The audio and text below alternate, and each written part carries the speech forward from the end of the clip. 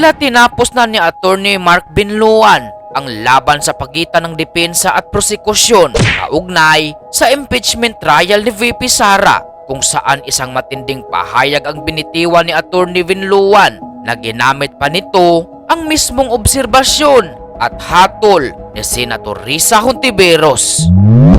In the discourse yesterday, talking about VP Sara's statements during the November 23, 2024 press con, Senator Judge Risa Hontiveros stated, and I quote, "None of these statements are proof that the Vice President actually contracted an assassin or hired one. She is absolutely right."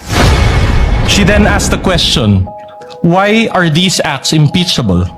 To this question, the prosecution responded, "We understand that these statements may not actually 100% prove that she in fact contracted an assassin. End of quote.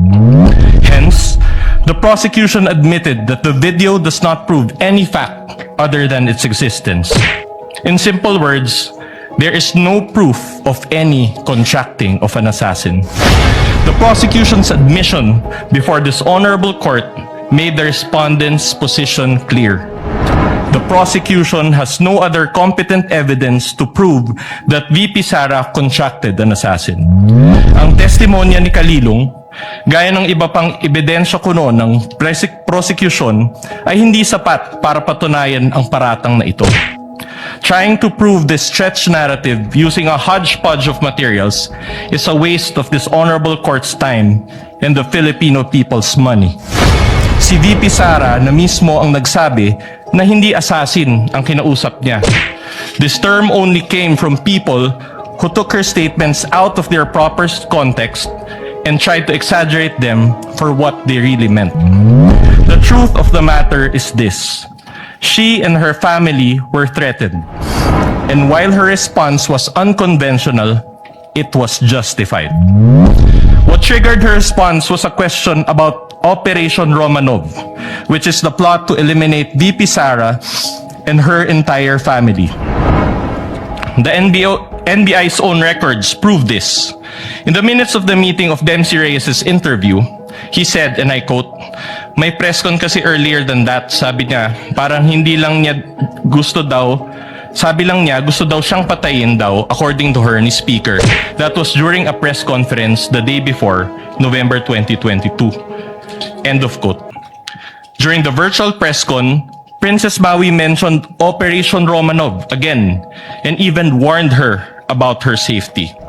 Reyes talked about it, Princess Maui reiterated it, but the NBI gaslighted it. When VP Sara uttered those words, she was not responding as Sara Duterte, the Vice President, but Sara Duterte, the wife, mother, daughter, and sister, who only sought to protect her own and her family members' lives. Operation Romanov is in place, and the threat against their lives is real. VP Sara became the target of unauthorized intelligence and surveillance operations by government operatives that exposed her family to high-level risks and security threats, thereby causing intense trauma and uncontrollable fear. Her homes in Davao and Manila were profiled, and this is proven by classified casing reports. Her trusted security personnel were removed. Her schedule of official functions, like the one in Naga, was leaked by intelligence agents, and her security was heavily compromised. In sum, the prosecution was right in using the term culmination. But the prosecution's interpretation is wrong. Rather, when VP Sara left the administration, she suffered various forms of threats and harassment for many months from the powers that be, and the culmination was her statement on that fateful early morning in November 2024. She didn't commit an impeachable offense. She drew the line in the sand and said, enough is enough. That is the meaning, and that is the context. Finally, as to the alleged grave threats and inciting to sedition, these are defined by the revised penal code and are punishable by prison correctional. Thus, these fall under the jurisdiction of the MTC or first level courts. These charges are not other high crimes as contemplated by the Constitution as grounds for impeachment and are therefore not impeachable. After all, VP Sara was fighting two important battles that day. One against a threat to her family's life and another against the life of the ordinary Filipino, constantly suffocated by the immense weight of corruption, which she talked about during the press con.